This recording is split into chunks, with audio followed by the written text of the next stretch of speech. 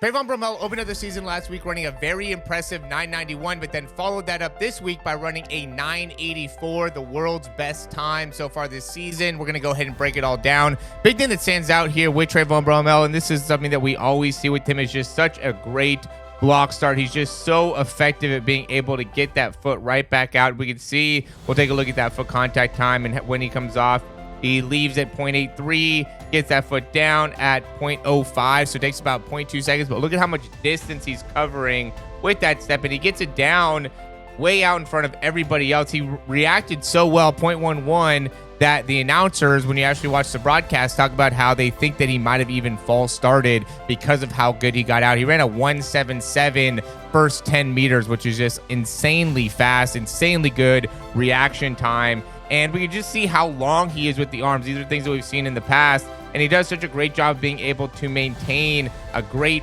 position on the front side, both during his acceleration phase. We can see right here, I mean, this is very unique. This is very challenging to get to.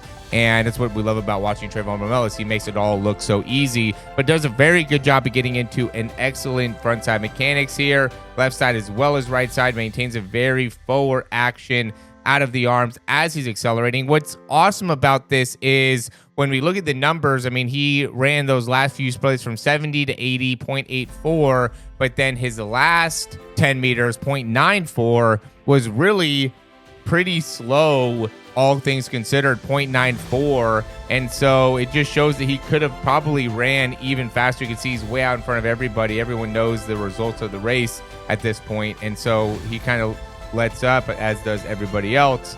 And again, he runs that 0.94, which to me could have very easily been closer to 0.90 by just continuing to finish. He ran a 0.86 in the 80 to 90 meter split. So this shows that he could definitely get into that 0.8, probably even sub 0.8 in the right circumstance. And this is a great indication of how healthy he is. And he's obviously been training hard, trying to get back into full health, full shape. We haven't been able to see him compete for a little while, and to see some of the things that we've seen before is super exciting. We've seen very quick foot contact time. What I got it down to be was about 0.38 or 0.08, sorry. So he landed at 0.31 even on this one and is off the ground at 0.38. And so that's a 0.07 foot contact time. So most of the foot contact times that I saw were about 0.07, 0.08. This is on the right side here. Left side, maybe a little bit longer, 0.5. And yeah, it's off at 0.8, so that's 0.08. Again, very good job of being able to maintain that very open arm position. I think that makes a big difference. But one of the things, and this is always something that we've loved about Trayvon Bromell, is the front side mechanics and what he's doing here with the feet. I will say, before he might have been a little bit more asymmetrical with how he would be striking the ground, where one of the legs, I want to say it was the left side, would end up kind of turning out a little bit more.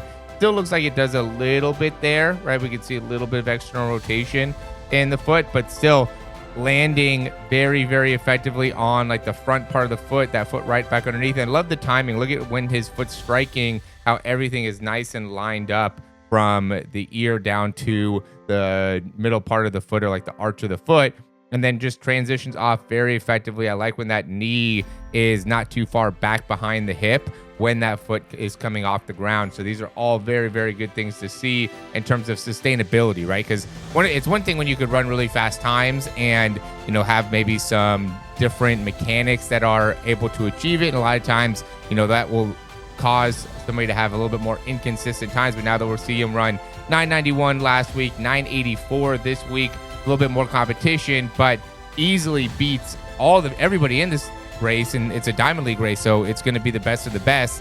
984, and still to me had plenty of opportunity to be able to run a lot faster. Love that drive phase. Look at how well he just gets out of his acceleration. I mean, from the very beginning, he was like out in front of everybody. From that first step, we saw that he was 3, 4, you know, you got that third and fourth step down just way faster than everybody else. And that ends up being a critical part of being able to get to your top speed more effectively. You can accelerate better, then you're going to get to your top speed just that much better. And that ends up being such a critical part of being able to predict your speed, is how well can you accelerate. And so the fundamentals that he continues to have, I think, are things that you want to be able to replicate. Things like being able to maintain the hands coming through, getting that full range coming back, landing on the front part of the foot. I always like looking at the foot contact times, 0.76 here. to getting off at about 0.88. So 0.12 here at the beginning. That's pretty typical. A lot of times we'll see people that will, when they're struggling with their acceleration, struggling with their speed, they're closer to 0.2 or even above 0.2, where him being closer to 0.1 just shows how quick he is, while he's also picking up a lot of distance per step. Again, very impressive, and just shows the amount of preparation that he's put into that acceleration. We've seen a lot of videos of him doing different things to his block start and how that's translated into being able to now have a great opening to the season. And now that he ran the fastest time of the year so far, now everyone is kind of chasing after him. He's number one. He's top dog now for this season, and looking forward to see how it continues to transpire. So as always, guys, if you like the information, click that thumbs up, subscribe to the channel. If you have any questions, comments, or recommendations, leave those down below, and we'll talk to you soon.